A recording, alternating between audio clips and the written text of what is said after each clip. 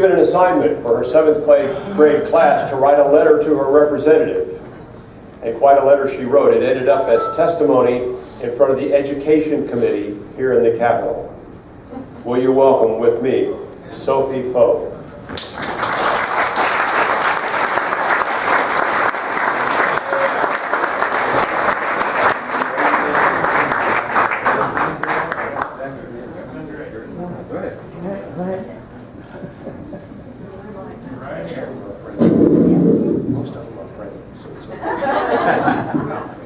Testing.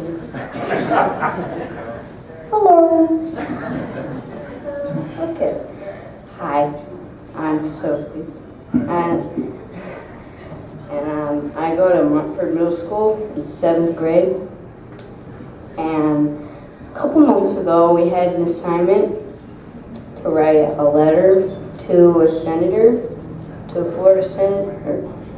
Yeah. Senator of Florida in the federal legislature about an issue that was concerning to you, like anything. And I chose to write about curriculum, Common Core. And here is basically what my letter said. So I said, hi, my name is Sophie. I attend Montford Middle School. And I used to attend a private school in Ohio for a couple of years until I moved to Gainesville, where I was in a magnet program at another middle school, and then eventually I moved here to Tallahassee, and now I go to Montford Middle School.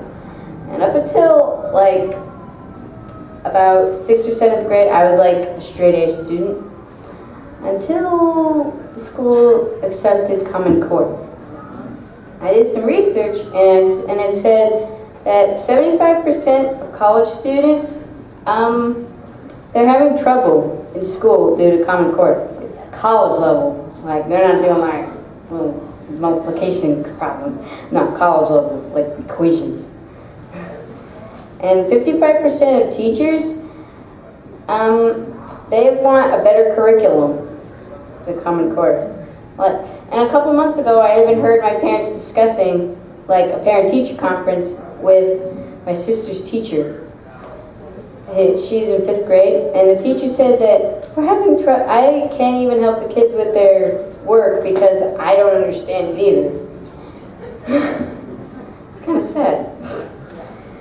And as you can see, Common Core doesn't seem to appeal a lot of people, especially those who are involved with it. I also like to state that I don't think that like the federal level government should be able to like experiment with the new curriculum on us, because if it doesn't work, which basically according to evidence doesn't, if it doesn't work, then it affects like the whole generation. And if it affects the whole generation, then they're going to end up not really learning anything. And then they're going to start teaching their kids the same exact thing, and then so on, and blah, blah, blah. It's not good. And then, therefore, I suggest we could do something about that, like defunding it or totally getting rid of it before it's too late.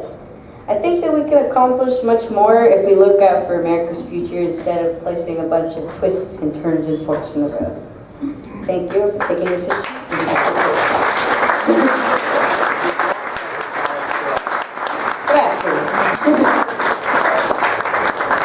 Very good. That was terrific. It's that kind of student we want to encourage, isn't it? Yeah. That's why we're here. We want to encourage that kind of student. Thank you very much. That takes a lot of courage. I told her most of you were safe, and I think you are. So, but we don't want our legislators to think that, do we? I may have missed it earlier, so I apologize if I did, but I have not met Janet McDonald. Has she arrived? Janet, there she is. Janet is a school board member, won a race against an opponent. She ran opposing Common Core, and I think you'll know why in just a minute. Welcome, Janet.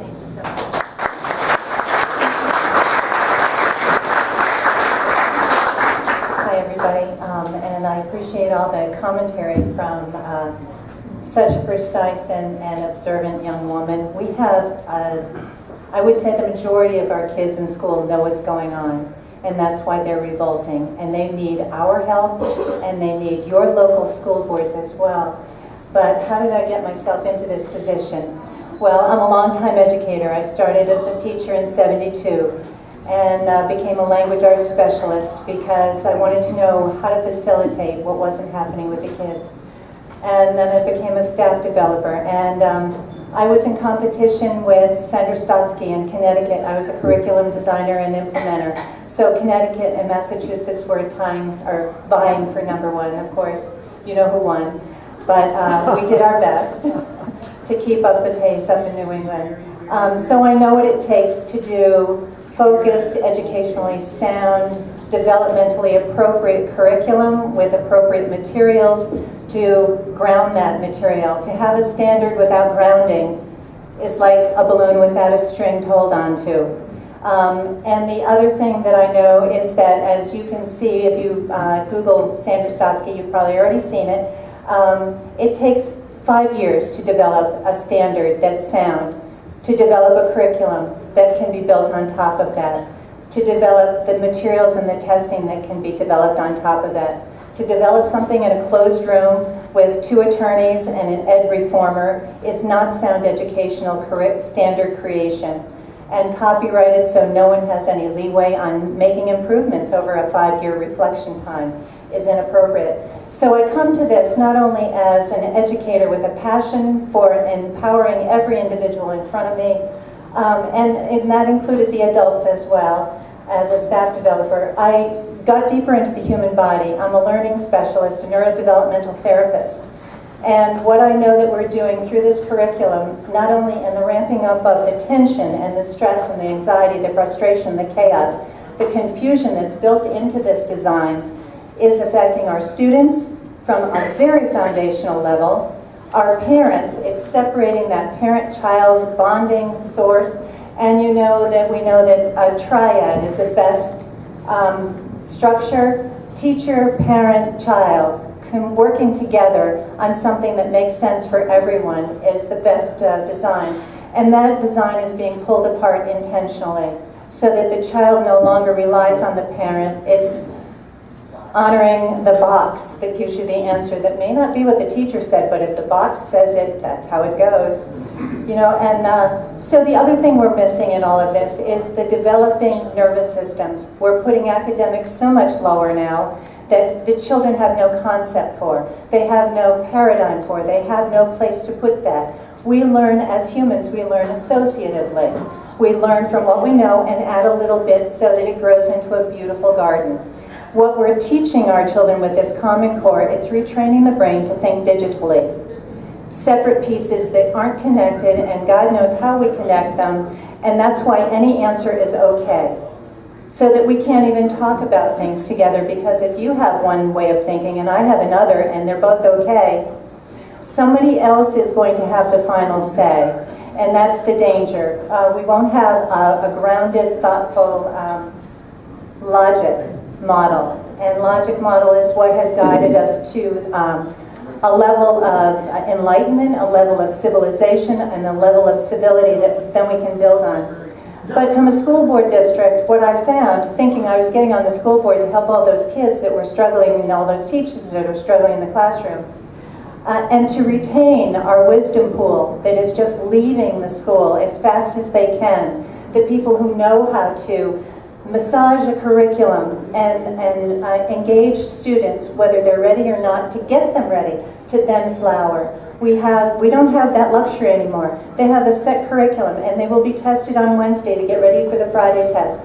The bill that's up for testing percentage has nothing to do with the amount of testing that's going on in the classrooms. They are testing every day of the week in every grade level. That little percentage of that one test we're talking about matters not, because the kids are not having a chance to actually work with what they're learning.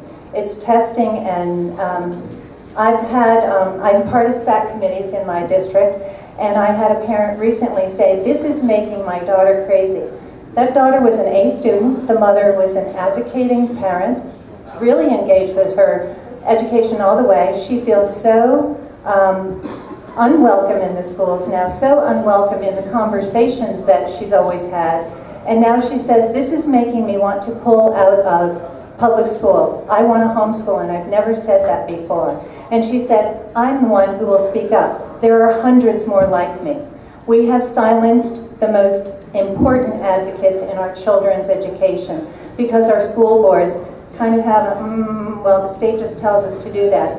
And one of the things I want you to impart on your legislators when you speak to them, their illegal codification of an unconstitutional mandate that violates antitrust and state sovereignty and our federal laws is a violation of not only their oath of office, but it impacts every constitutional officer who said they would uphold the Constitution and defend the rights of our citizens for all the liberties that we are guaranteed and pursue the future for our kids.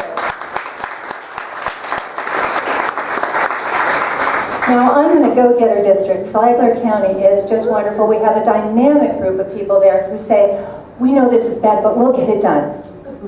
So we've spent, this is the fun part. Being on the inside, I thought I could get more access to the numbers information. I don't know what I was thinking. So it's something we just can't, it's in every category, and it's, you know, this year and that there. And I said, well, let's put it all together. If you know where it's hiding, let's put it all together. So we have about 7 curricula people who have gone out and created all of the EOCs that we need on the backs of the teachers who have also put in time and effort. So if you count up all of those professional staff members' time, plus their time on task is not put into making our curriculum better or a more enhanced curriculum. Our technology department has blown up, I think, 4 times. Wonderful, masterful magicians, I love them all. But to make the technology more important in our district than our students is out of balance. And while we say we're getting ready for the future, I know that our kids are going to be able to talk to the wall and say, I want that. Our technology will advance, but we're limiting them to a digital box. We're also limiting their cognitive development because every finger on your hand, when used in concert, grows new neural netting. Every digital push develops a dot. It's not connected. So what we're doing with this digital emphasis, especially in the lower years, is hurting. The amount of screen time, the American Pediatrician Association recommends no more than 2 hours of total screen time a day. So all of you folks are overdoing it too. So back off. Or get up and move more. We have less movement, less art, less music, less vitality, less coherent, organizing stimulation during the day. But we have a lot more digital information, a lot more stress on the system. And the screen time makes the body go into a fight or flight situation. So we've got more adrenaline and cortisol already coming in, triggered by the technology. But then when you put the confusion of the curriculum, the confusion of the materials, the offensive introduction of concepts that are developmentally inappropriate, that they're trying to make sense of, is way too much for a system. And the kids are finding, I've talked to some middle school counselors, and they're finding more anxiety reports, more behavior reports, referrals because kids are so confused they keep asking too many questions and the teachers refer them to the counselors. So we're putting our kids in a real box. So the money for the school districts is unbelievable and hasn't really been focused. Our unfunded mandates are, of course, strangling everyone. But again, it's a one-size-fits-none. And this whole thing about high-stakes testing, in any other industry, you would have to sign informed consent to participate in an experiment. Every school district, every school board should be encouraged to have a policy where we do not put the pressure on the parents to opt out. We need to give the parents a form that says, I agree to have my child participate in this experiment for curriculum, for testing, for materials. Otherwise, then we should follow through and give them a respectful opt-out. If the school board will not do that, and I hope you can encourage yours to do so, we have to help those kids and parents who feel it's beyond, and they're using their best judgment. They are their best advocates. And I know I've gone over 5 minutes, right, Keith? Is that what that sign is for? Okay. So, how long has it been up? Okay. So I want to leave you with one thought. We just spent the month of February, Black History Month, right? As a current, or a close to current reminder, Martin Luther King maintained that we have a moral, ethical, and professional obligation to focus sunshine and unjust laws on unjust laws to make them right. We are doing the right thing for our kids, our society, and the world when we oppose a business-friendly model, not an educational model. Thank you.